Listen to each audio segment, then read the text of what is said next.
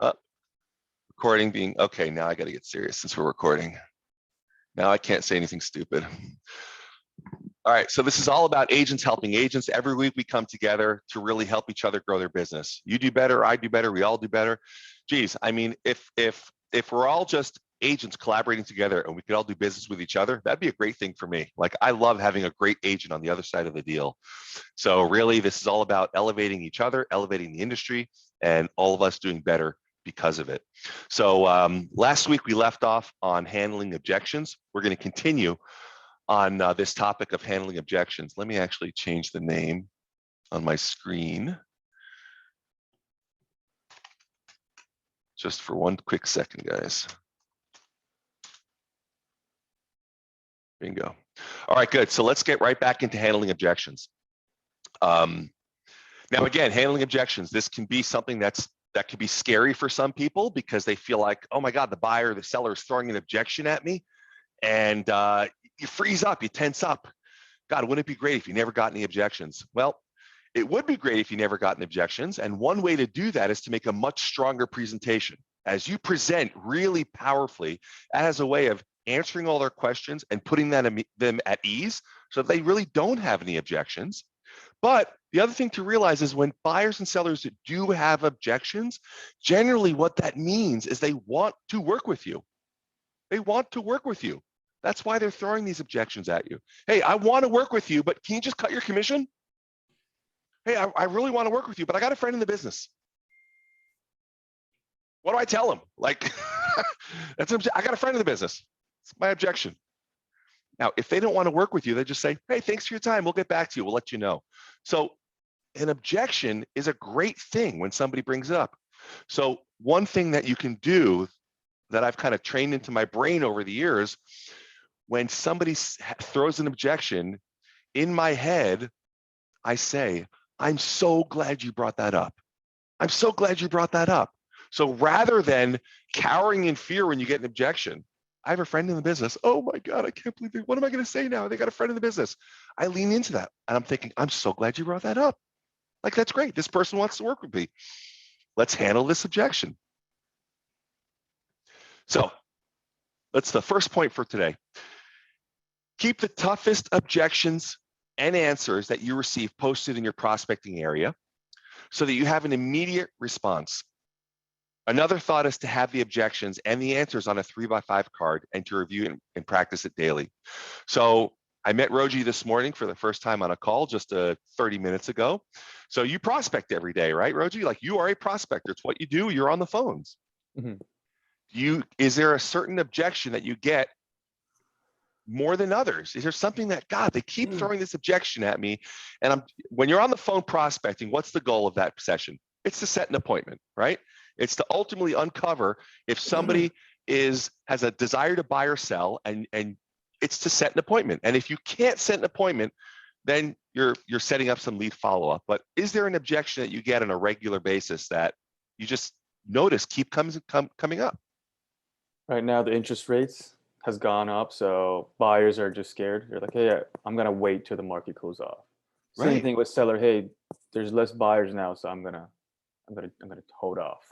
Mm-hmm. I think that is what I get the most of the past month or two. Right.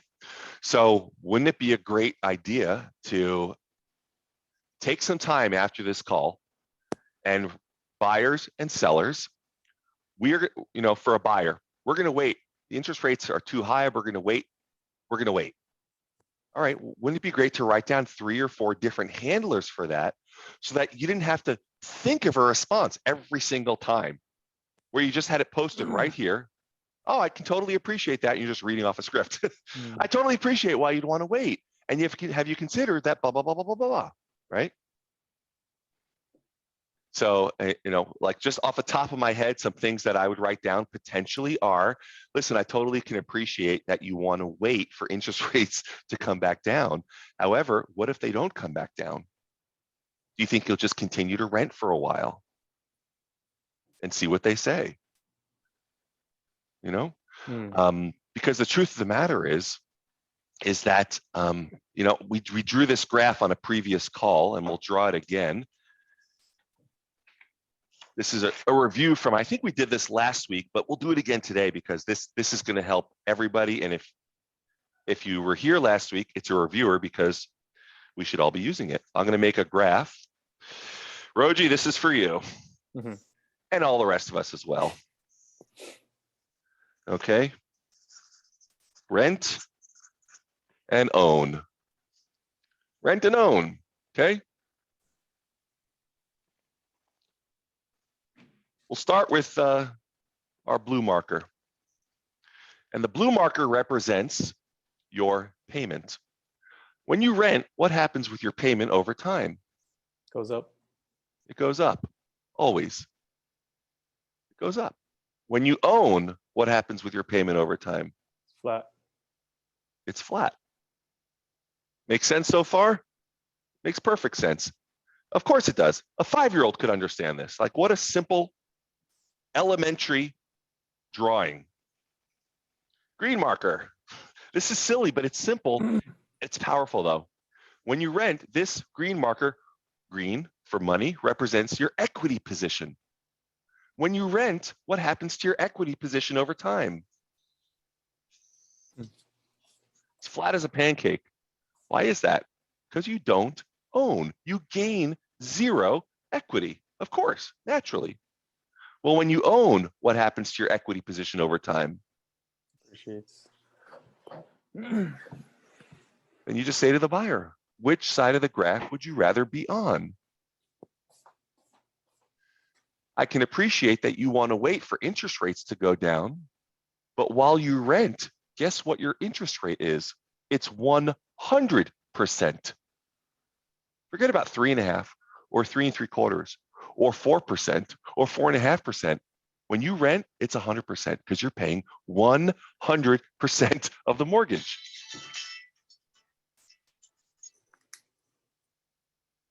When you really take some time and talk to people, it's like the blinding flash of the obvious. Well, I think prices are going to crash. Let's take a moment and talk about this. I just want to simplify this for you guys because I really think these are real things. But what happens with buyers out there and sellers, they get so emotional. The market's going to crash. Tell me more about that. When do you think it's going to crash? What leads you to believe that, right? When was the last peak market we had? Let's say in 2007. We'll call that right there. Right now, let's say we're up here. And the last peak before that was maybe in 1989 or so. Market went up, hit a peak in 89, then it went down, then it went straight up to 2007, then it went down, then it's straight up to here. Let's say we do go down a little bit. What if you were the absolute worst investor of all time? There was nobody worse than you. You sucked. You always made bad decisions. You always were wrong. You couldn't be more wrong. I bought a property right here in 1989, right at the peak of the market. And then right the next day, the market crashed. What an awful investor I am. I bought a duplex. God, I'm such a knucklehead. Could have bought it down here, but I didn't. I bought it in 89. Then I waited. And what did I do? I waited again. And I'm such an idiot. I bought another one in 2007. Another duplex right at the peak of the market. Can you believe how poor my timing is? All I do is I buy at the peak of the market. Guess what? Where would your net worth be if you bought a property in 89 and 2007? Would it be more or less than it is today, than it is back then? Would it be a little bit more or a lot more? Right? So you almost, I don't know, like Dave, you know this, economically, you're really astute. Like, does it not make sense to buy real estate? Well, absolutely it does. And if you want to speak in terms of specifics, I mean, the difference on $1 million payment between, let's just say 4% and 5% is about $500 a month. Okay. So if you sit with that potential buyer and say, look, we can put you in an adjustable rate mortgage tomorrow at 4%, which isn't, and it's fixed for 5 years. And at some point in the next 5 years, I think it's safe to say that rates will be at least where they are now, if not substantially lower. So the question is, let's just say that it takes 2 years for rates to come back down. The net difference in cost to you is $12,000 over the lifetime of owning the property. not a huge amount, because we can probably agree also that the value of the property is going to go up more than $12,000 over the lifetime of you owning it. So, I mean, it's not, it's easy to sell through this. It really is, just by explaining to them, look, I'm not acting like $12,000 isn't a lot of money, but $12,000 over the lifetime of owning a property certainly isn't a lot of money. So if they can afford the higher payment, based upon their income, it's really not a smart move to stay on the sidelines, because right now, and you could probably say to them, look, if you tried to buy a property 6 months, a year, 2 years ago, you're one of 40 offers on every property. But if you can afford to buy today, you're one of maybe 2 or 3 offers on a property. Mm-hmm. So you're in the game, and you're going to get a chance to get into a property that fits for you without having to overpay, probably, because let's face it, I mean, anybody that's watched the market the last 4 years, let's say 3 years, how many properties have gone for over asking? Yeah, almost everyone. And how many of those properties have gone for more than 12,000 over asking? For sure. Probably most. So it's an objection for sure, but it's something that I think you can easily sell through in this market to people that can afford it. So now, this that's absolutely somebody that barely can afford it, okay, then we lower the value of the property we're looking to shop for. So this is the main point here really is this. I mean, this is just based on what Roji brought up regarding interest rates, but whatever the objection is, take some time and really take some time and dissect it and think about it and come up with some responses, so that when it comes up, not if, because it will come up, objections don't change. They're all the same. Guess what? People have been talking about interest rates even when it wasn't that big of a thing. Like, it's always a conversation. Rates are going up, rates are going down, rates are going sideways. Who cares? Like, there's always going to be these things. So be prepared for them. That's really the main thing. Be prepared. Take some time, do some homework, do some due diligence, be prepared. And that's really, in many cases, all the buyers and sellers need is for you to handle that objection in a way that makes them feel comfortable, because it's a scary thing. When you're hearing about the market might crash or this might happen, who knows what's happening in Russia and this, it's like, oh my God, should I be buying? When an agent can say to you, listen, this is why you have no reason to be concerned. Let me show you something. Let's discuss this for a minute. Where are you getting this information from? What concerns you? And really talking about it in that way, it's a game changer. And then you can really cut through who is just throwing up that smoke screen. Oh, interest rates, I'm going to wait. And who really is motivated. All right, next point. Thinking it over. When people say, I just want to think it over. Well, thinking it over is not an objection. It's a smokescreen for what the seller is really concerned about. So question them. Find out what it really is. Oh, we just want to think it over. Great. I can totally appreciate it. Tell me, what is it that you'd like to think about? Question them. Really find out. Is it the commission? Is it the price? Is it the way you dress? I don't know. What is it? Hey, we already discussed, the price, that the property is worth 1.2 million. And you seem to be in agreement with that, correct? And the commission is 5%, right? And you're comfortable with that. Okay, and we're going to do a 6-month listing agreement. Sound good? Great. Well, at this point, usually people will go ahead and sign the contract. What's stopping you from signing the contract right now? So just ask questions. Really dig deeper. Don't just take things at face value. I'm not going to buy because of interest rates. Okay, no problem. Next. Hold on a second. Let's question that. Oh, thanks for coming over for the listing appointment. We just want to think it over. Oh, okay, I'll just pack up my stuff and leave. Hold on a second. Great, I appreciate that. Tell me what you're thinking about. Don't just fold so quickly. You're there. Make a presentation. Be a strong agent. So the best way to learn how to handle an objection is this. So by the way, if you go to MikeFerry.com, there's a lot of objection handlers out there. There's tons of scripts. I just happened to get mine from Mike Ferry, and I happen to use his coaching. And I like it. It's very direct. It's very straightforward. If you go to MikeFerry.com, It's all free. You can download it all. So you can go and download all the scripts, prospecting, lead follow-up, appointment scripts, listing presentation, and objection handling scripts. This is the best way to learn an objection handling script or to learn any script. You memorize and internalize the script. Okay, so you memorize it and internalize it. Means you can just kind of spit it out at will anytime you need to. Number two is you understand the logic behind the script. You have to understand the logic behind the script. Then you can really deliver it powerfully.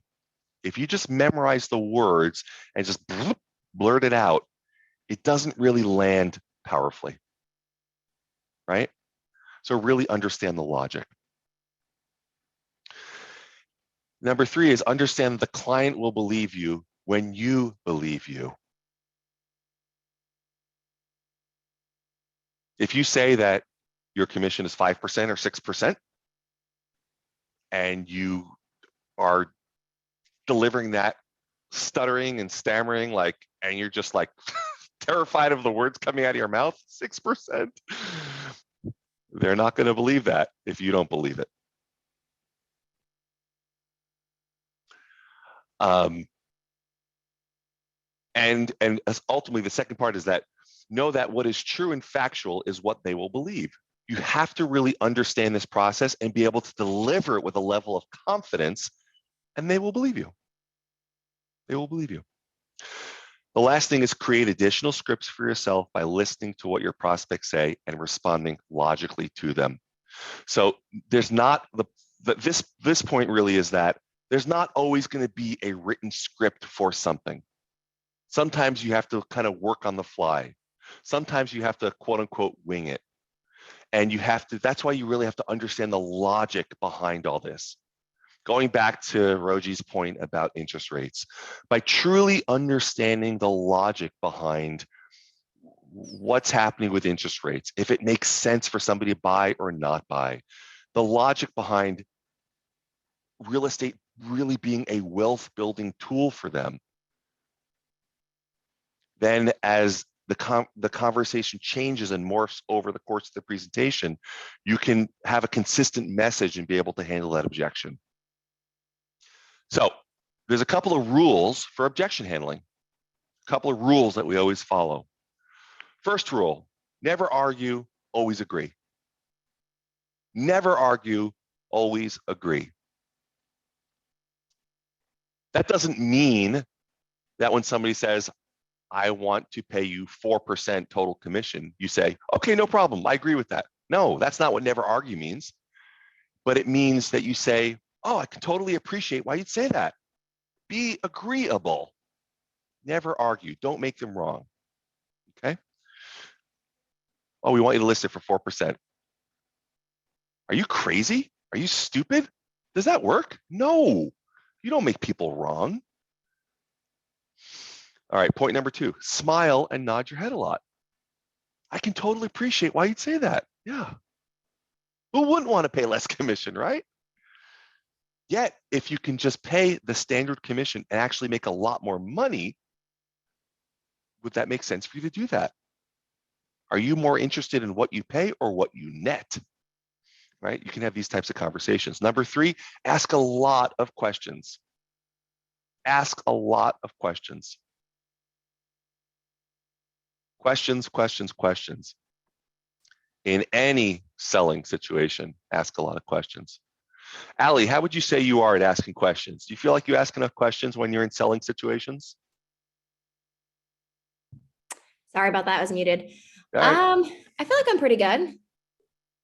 I could probably Yeah. find better ways to ask certain questions, but yeah, I feel like I'm pretty good about asking questions. Mm-hmm. Gotten better at it. Yeah.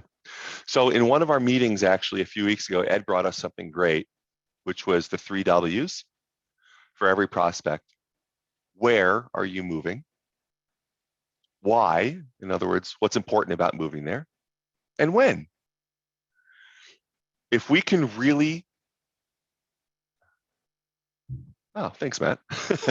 If we can really understand those 3 W's, where, why, and when, then we truly have an understanding on how we can support and help these people. Somebody says, oh, I want to sell my home. Okay, I'll be right over. That never ends well. Oh, congratulations. That's super exciting. Where are you planning on moving to? Phoenix. Wow, how exciting. And what's important to you about Phoenix? And when's the soonest you want to move there? It's important to know all this. And if people don't give you that information, dig deeper.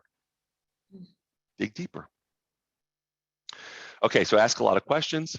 Next rule of handling objections, listen carefully to the answers.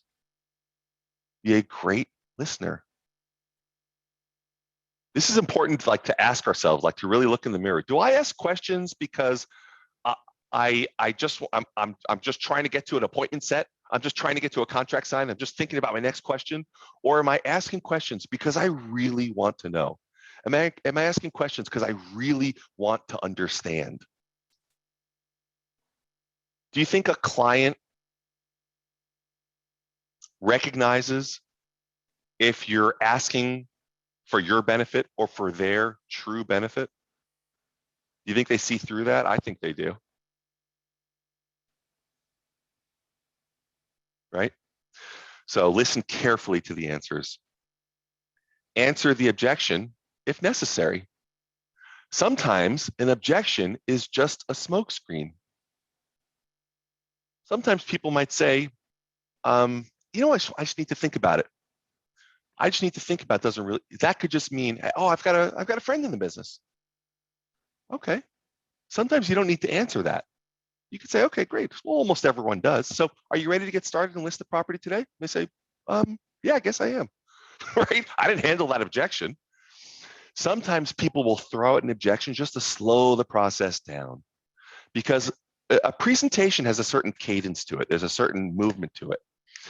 And when you show up and you give a listing presentation, by the end of the presentation, you're taking a listing. That's the goal of the presentation. And sometimes people at the end need to throw up some objections just to slow the process down. Hold on, I'm not ready to sign yet. I'm not ready. Hold on. Oh, okay, sure. Tell me, what is it that we need to hold for? I don't know. Let me just kind of go through this in my head a little bit. That's what they're saying.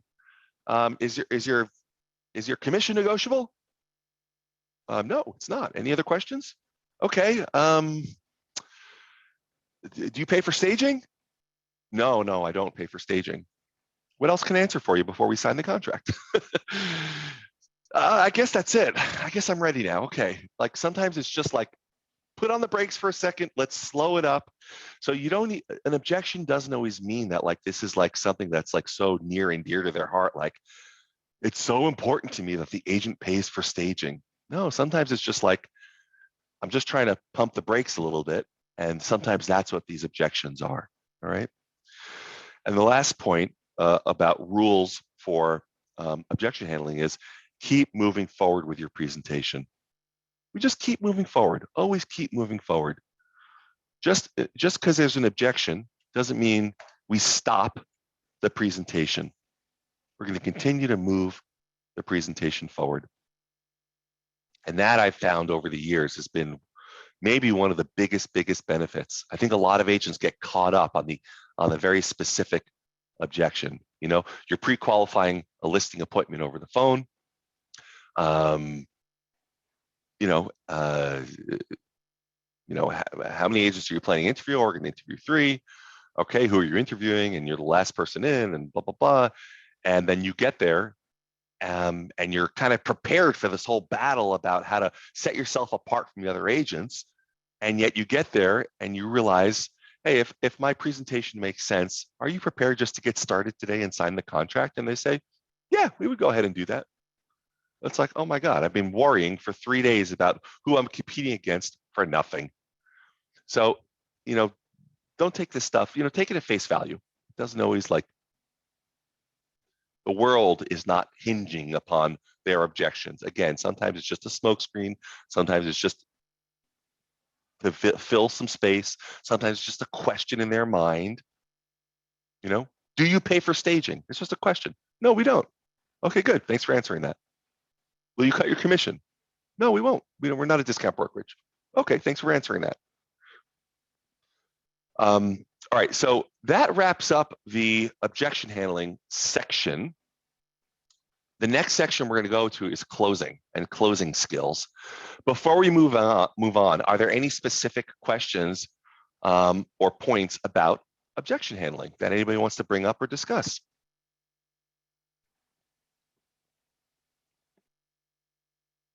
Or anything else, even unrelated to objection handling?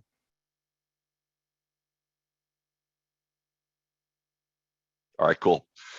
We're going to just do a few points on closing skills, and then we'll wrap for the day. But so closing also, like objection handling, is one of those things people are like, oh my God, I'm not a strong closer. I actually feel that way also. I don't like closing like hard. Like I'm not a, the times that I will close hard is when I was like, let's say prospecting expired listings. That's when I would be a closer. I'm closing for the appointment, right? When I'm on an appointment, I've never been a hard closer, like go ahead and sign the contract, you know, like it's not my style. So I've always had some reservations, but some of these points are so relevant, and especially the first point, which is this: closing is a natural ending to a great presentation. Do you need to have all these fancy closing skills? Like they even have names for all the closes, you know, where you like put the pen and slide the pen across the table, and the this close and the that close, and I don't even know what they're all called because I never studied them. But I have found that the majority of the time, like 90 some odd % of the time that I go on a listing appointment, I sign the contract. And the reason is because closing is just a natural ending to a great presentation. You make a really strong presentation, a confident presentation. At the end of the presentation, great. So that's the end of the presentation. You guys ready to get started and list your house? And they say, yeah, let's do it. Great, that was easy. So do you have to learn, you know, the three little piggy close or the pen close or whatever they call it, the ABC, I don't know, there's so many different closes. How about just make a really strong presentation where they feel the confidence? You know, there's a saying that says, everyone secretly wants to be led. So that's super interesting. Now, if everyone secretly wants to be led, and this is a big decision, they're selling a $500 million, $1.5, $2, $3, $4 million property. Do they want to put that in the hands of a confident agent? So you show up with confidence and you make a great presentation, the closing is a natural ending. What are some things that go into making a great presentation? What do you guys think? If you want to make a great presentation, how would you go about doing that so that so a closing can be a natural ending to that presentation? Who's got some ideas? Maximum confidence. Maximum confidence. Absolutely. What's one way to build confidence? Practice. Practice, yeah, for sure. Know what you're going to say. I was going to say regarding Dave's comment on confidence, knowing the comps. If you're going on a listing appointment and you know those comps inside and out, that is a fantastic way to build confidence. So yeah, knowing what to say, knowing the comps. How about knowing a marketing plan? Having a marketing plan that you know will work, that you can share with them.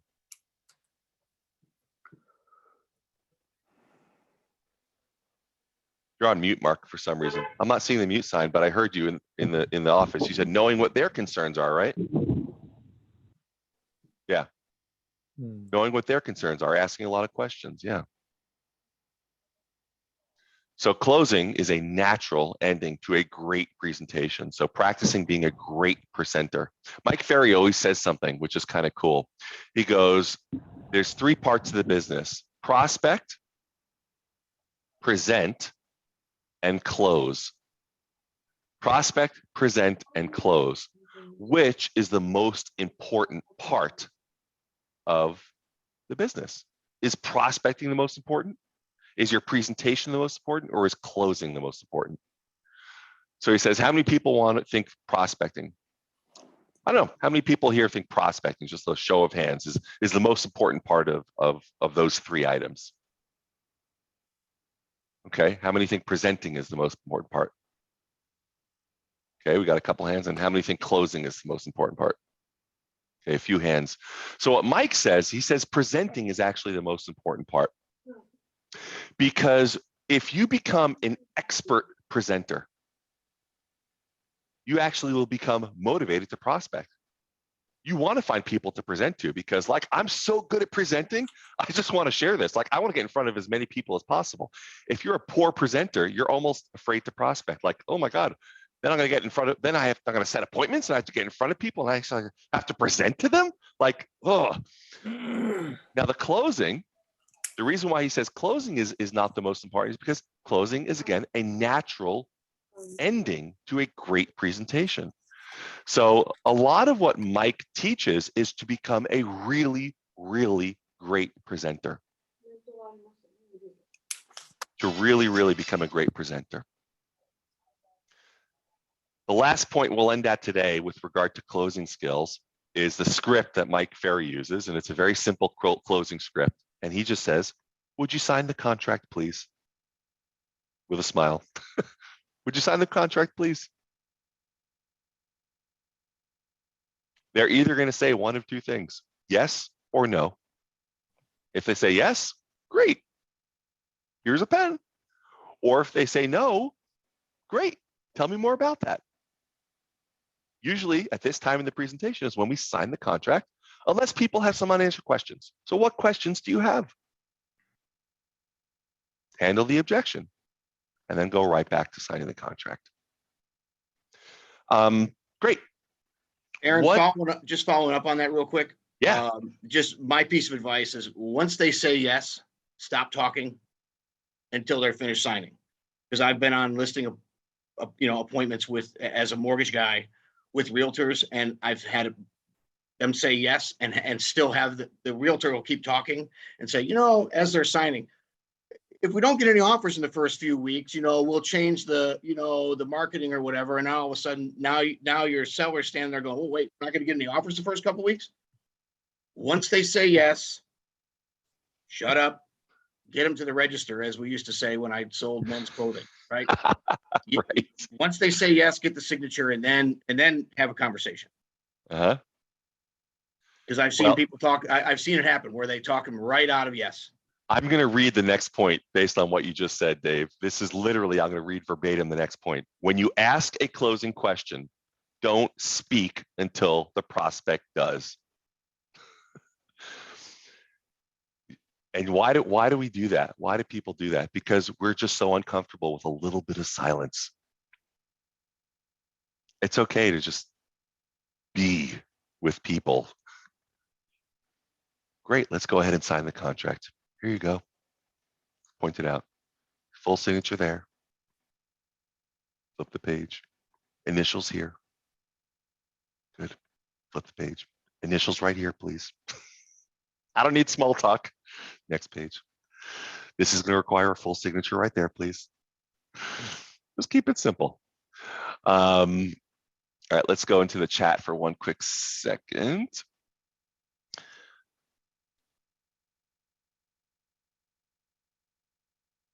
Ali says, do you try to present first or last if you know there are interviewing other agents? Great question. So it depends. So again, we talked about questions before. I would ask. So let's role play it, Ali. So I'm calling you to pre-qualify, and I'm going to say, Ali, I'm super excited to meet you on Friday at 2 p.m. for the listing appointment. So are you planning to interview any other agents for the job of selling your home? I do have a couple that I'm talking to Friday morning. Okay, great. So it's me and then one other set of agents that you're going to be interviewing. Yes. Okay. Any others or just the 2 of us? Just the 2 of you for now. Perfect. So we're meeting at 2. And do you already have an appointment scheduled with those agents? Yes, we're meeting at 11 a.m. 11. Okay. So you're meeting with them at 11 and with me at 2. Okay. I just want to ask one favor of you, if that's okay, Ali. I'm going to spend several hours preparing for this appointment because I really want to present the information appropriately to you so that you can net the most money possible. I'd like to ask a favor. Please don't sign any documents with them on that meeting at 11 a.m. Is that fair enough for me to ask that of you? Mhm, of course. Perfect. All right, great. And then we'll go ahead and we'll meet at 2 o'clock and I'll share with you what we do. Okay. Sounds good. All right. Let's You don't reverse worry it. that you don't worry they're just going to completely ignore that. And If they do, then I'll even say this. So, Yeah. Allie, can I ask you not to sign anything with them until we meet? Say yes. I'll try not to. Yes. Yes. Okay. You promise, Allie? Yes, I promise. Okay, good. Thank you. I'll It say that works. if I need. Yeah. Okay. You Yeah. all promise? right. Okay. Yeah. Yes. Okay, good. I have your word. So, or let's reverse it. Mhm. You know, I'm the 11 o'clock and I just found out there's 2 o'clock. So, Allie, I'm looking forward to meeting with you at 11 on Friday. Before I come out, are there any other agents that you're going to be interviewing for the job of selling your home? So there is somebody that I'm talking to that I may be meeting with later in the afternoon. Oh, great. Okay, I understand. So there's me at 11 and then somebody else later in the afternoon. So did you set that appointment yet or you haven't set it yet? I did. I believe they're coming at 2 o'clock. At 2 o'clock. Perfect. Mhm. And then so is it just the two of us or is there a third or a fourth agent you'll be interviewing as well? Just the two of you. Okay, perfect. So how many agents will you have to interview before you really determine who you're going to list your home with? Depends how Friday goes. Hopefully just the two of you and I can make a decision from there. But if not, I'll interview a couple others next week. Got it. Okay, so it sounds like you really, once you find the right agent to list your home with and you feel comfortable and confident that they can sell your home, it sounds like you'll be ready to list your property. Yes, definitely. Okay, all right. So let me ask you this. If we meet at 11 o'clock and you feel totally comfortable and confident that I'm the right agent for the job and I can get this home sold for top dollar, Mhm. are you planning to list your home when we meet at 11? Or do you think you'll, just based on your personality, you'll really want to meet with the second agent and keep that appointment to hear what they have to say? I think because I already have the appointment set for 2 o'clock, I wouldn't want to cancel on them last minute. So I'll probably just still keep it. And I totally appreciate that. I think I'd probably do the same thing. Here's what I'd like to do. Let me share this with you. So our presentation is not just a little bit different, it's like dramatically different. I mean, night and day. So I'd probably rather that you meet with them first, see what they say and what they have to offer. And then you'll really appreciate why we do things the way we do and the benefit it's going to have for you. So if you're meeting with them at 2, how about we meet at 5 on Friday? Are you available at that time? Yeah, I can make that work. Okay, let's go ahead and do that. And the only thing is I just want one promise, and that as long as you're meeting with them at 2 and me at 5, would you do me a favor and just not sign anything at 2 o'clock that day so you hear what I have to say? Is that fair enough? Yes, I'll wait until after the meeting. After our meeting. Promise? Promise? Yes, I promise. Okay, Allie, thank you. Thank you. I really appreciate it. Oh, well, that's exciting. Well, I'm super excited to meet with you. I cannot wait to see the property, and I'll look forward to seeing you on Friday at 5. Looking forward to it. Great. Now, so to answer your question, Allie, I want to know, listen, I've got interviews set up, but no, the first person that I really feel comfortable, I don't want to meet with 10 different agents. You show me you can really get the job done, I'll list. I'll cancel the other appointments. Fine. I want to go in there first. Yeah. Well, is that like a driver personality? Yeah, I'm going to get in there soon. If you're more amiable, well, I already set the appointment and I would feel bad canceling on them. And, it's like, no, I totally understand. Like, I'm not asking you to go against your nature, right? You're not going to do that. So no, let me go in last. I'll show you why what we do is not just a little bit different, but dramatically different. I mean, night and day. It's like, oh my God, okay, yeah. So Okay. that's how I would handle that. Okay. Perfect. Just asking more questions. Always. Cool. Always. Yeah. And now also what that does, by the way, it pre-sells you as a professional. Most agents do not pre-qualify. They don't ask these questions. You're going to hang up the phone with me saying, my gosh, this guy really, he asks great questions. You might not even say that consciously, but subconsciously, you're just feeling like this guy's a pro. And it's a different approach. I show up and there's a different expectation for that appointment. I show up with a different level of authority on that appointment because I'm controlling it.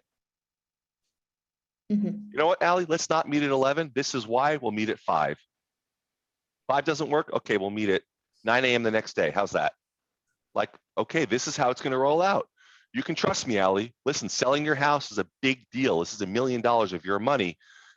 You can follow me. You can trust me. I will guide you. Okay, don't worry. I got you. Like, you need that kind of confidence to follow someone. So it just gives you an opportunity to display how good you are before you even met this person. And now this poor person that's meeting with them at 2 o'clock, they're going to make a presentation. They're not walking out there with a signature. It's like, okay, yeah, well, thanks for your time. I'll just pack up my stuff and leave. Perfect. Thank you. Great. All right. Before we sign off, anything else in general, not just about, closing or any of this stuff, but anything in general that you're having challenges with about the business? Because if you're having a challenge, believe me, half the people on this call, and probably including myself, are having the same challenges. So what are you guys dealing with, if anything? Hi, Aaron. Linda Catoni. Hey, Linda. Hi. So my challenge is going out on the presentation and having something either before dropped off or something in front of them that wows them as to why they would want to work with me. Any suggestions on if you have a pre-listing package or something you bring with you on the presentations that shows the wow factor? I am the wow factor.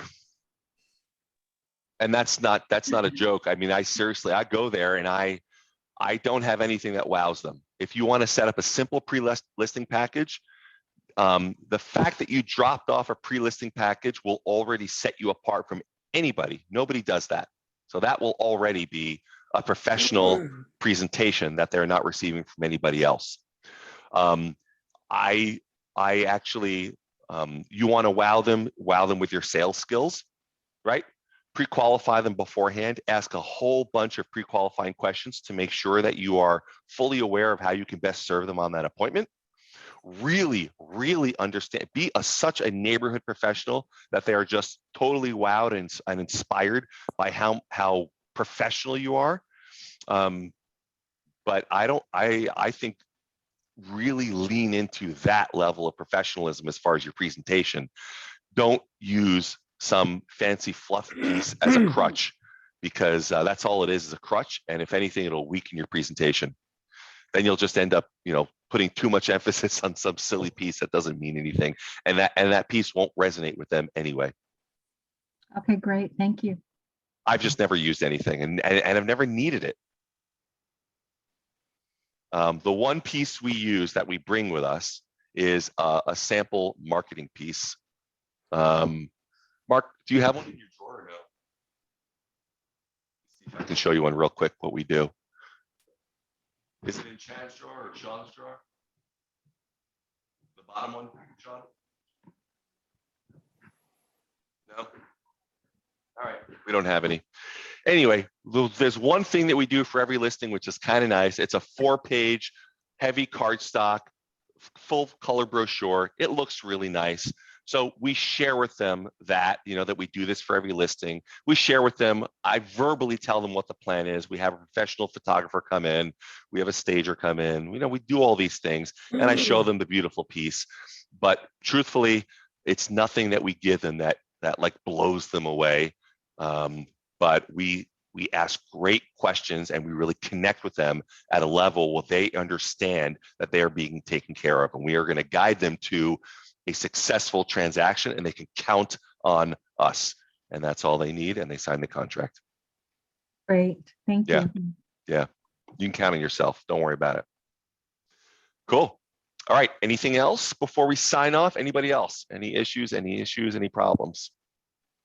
I think one of my problem is when I get hit with an objection, I think I just react to it too quickly, that they can smell the fear or they can smell the uncomfortableness. And how do you practice that? Do you keep silence when you get an objection, or any tips on that? Yeah, for sure. So the one thing is you really practice and role play it a lot so that it comes off really naturally. Part of the problem is when you get frozen is because you don't know exactly what to say. If you're like, not just like 75% prepared, if you're 100% prepared for an objection, then they say it and you can deliver an answer. When you jam up, you get nervous, you tense up because you have to think about what to say. There's that moment where you're thinking about, oh my God, how am I going to handle this? What am I going to say? When you don't have to think about it, and you could say, oh, I totally appreciate that, and then, right? So that's number one. Number two is what we said initially on the call is to rehearse and practice in your mind saying, oh, I'm so glad you brought that up. You can even say that to them.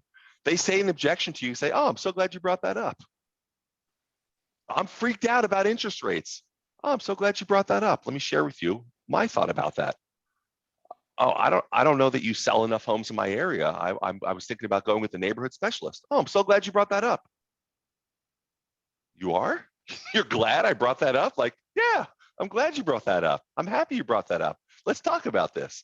So those are two things, knowing exactly what to say, then having a mindset around it of, oh, I'm so glad you brought that up. Otherwise, the other end of the spectrum is totally tensing up, right? Does that make sense? It makes a lot of sense. Yeah, so I would say if you go to mikeferry.com, if you've never been there, it's a great site, and find the scripts for objection handling. Go through, there's a few pages of the most common objections. See if your objection is on there. See what Mike has to say about it. If not, write them down and bring them to the next call, and we can talk about it as a group and come up with 3 or 4 objection handlers. Anybody can do that. Let's we have 15, 20 people on the call every week where we can come up with some great responses that we can all use. But just, it's all preparation. That's all. All preparation. Cool. Anything else? Who else has got an issue that they're working through or that's given them a challenge?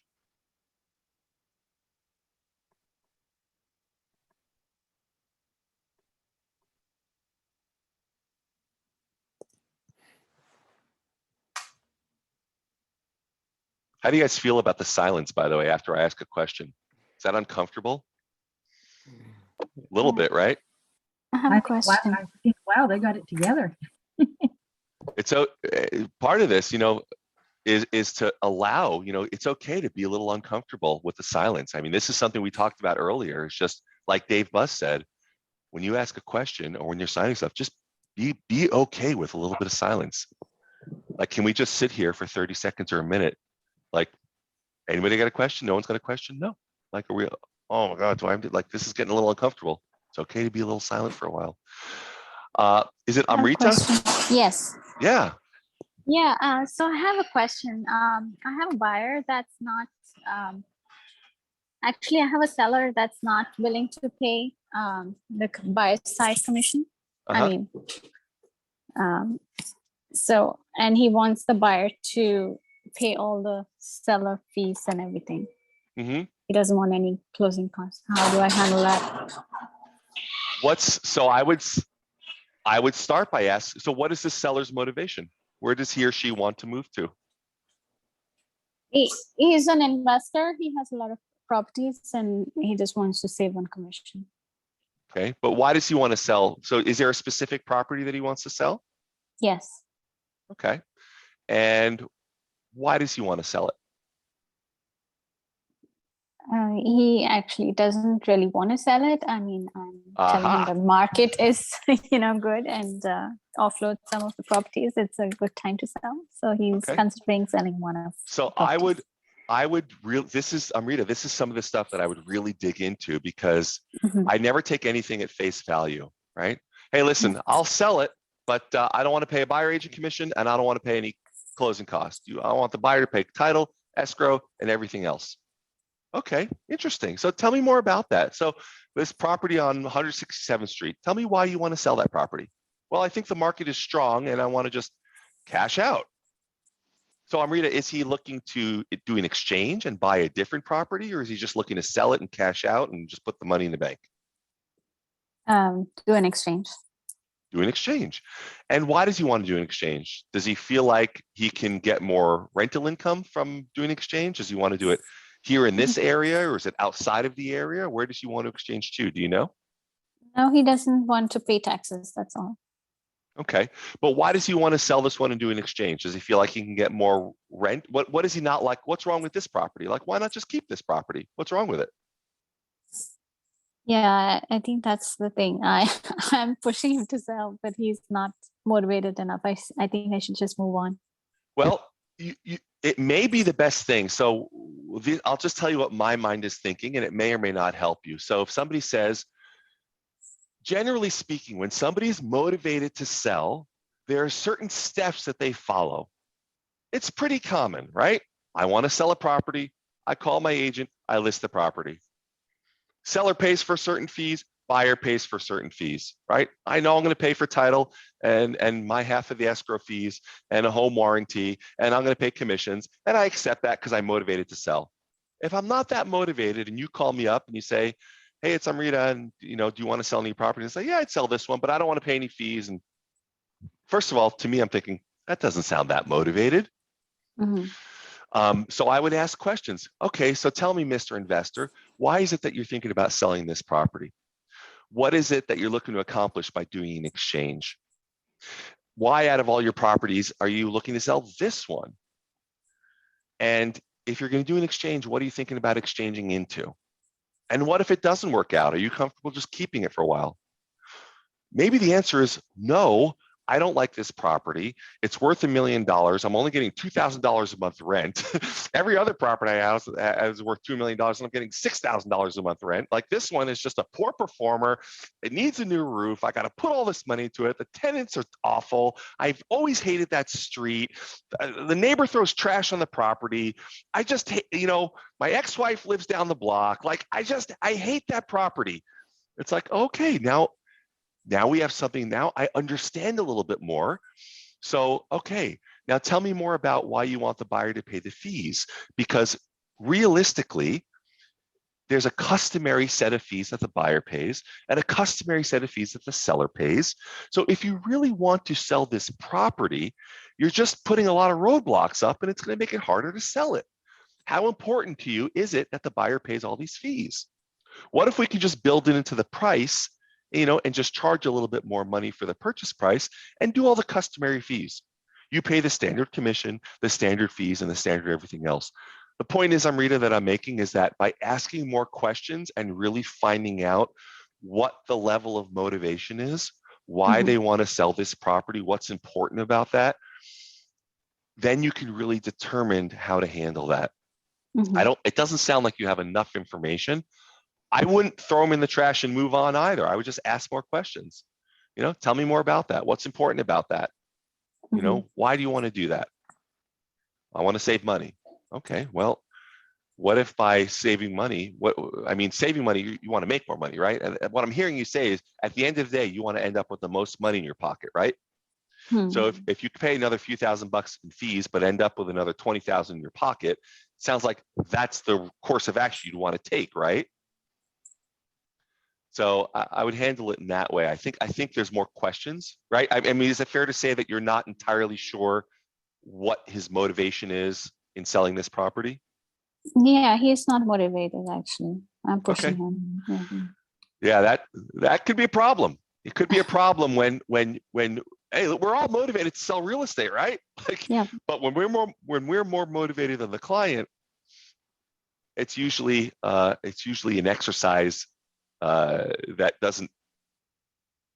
It's usually a wasted effort. Thanks. Yeah, I hope that was helpful. Anything else, guys? Anything else that anybody's dealing with that we can try and support the group with?